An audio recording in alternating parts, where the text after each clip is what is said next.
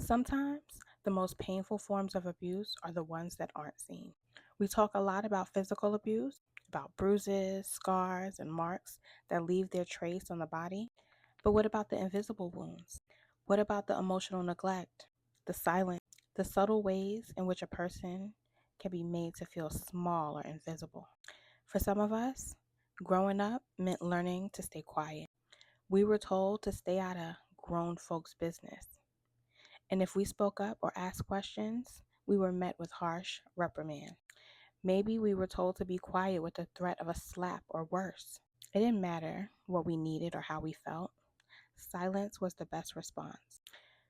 And for many, this silence was paired with neglect. The kind of neglect where you ask for attention only to be ignored or dismissed. The kind of neglect where you're seen but never really heard. You could be sitting in the same room as your family, but you might as well have been invisible. Your words didn't matter. Your thoughts didn't matter. It wasn't about the physical punishments, though they were there too. It wasn't about being hit or slapped. It was about the emotional distance, the lack of genuine connection. There were no moments where your parents sat you down, played with you, or showed interest in the things that made you happy. There was no recognition of your feelings, no acknowledgement of your needs. Instead, you were criticized, judged for things you didn't even understand yet. Sometimes the emotional wounds are deeper than physical ones because they stay with you for a lifetime. You grow up feeling as though your worth is based on your ability to stay quiet and avoid conflict.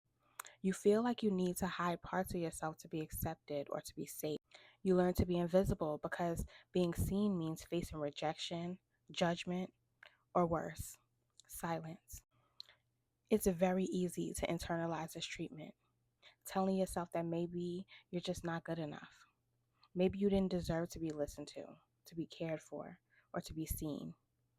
Maybe it's your fault for asking for too much or simply existing. The truth is that emotional neglect is still abuse. It might not leave physical scars, but it leaves deep imprints on your soul. It shapes how you see yourself, how you interact with the world, and how you form relationships. It teaches you that your feelings don't matter, that your voice isn't worth hearing, and that you have to hide parts of yourself to avoid conflict. But here's what I've learned through my healing journey. We don't have to accept the silence. We don't have to keep hiding. We don't have to accept the silence, and we don't have to keep hiding to make others feel comfortable. We are worthy of being heard, of being loved, and of having our feelings validated. The hardest part of breaking free from this is learning to speak up for yourself, for your needs, and for your voice. It's about healing from the wounds that don't show up on the surface, but still leave their mark on our hearts and our minds. And maybe it's about understanding that we can break the cycle. We can choose to be seen. We can choose to be heard.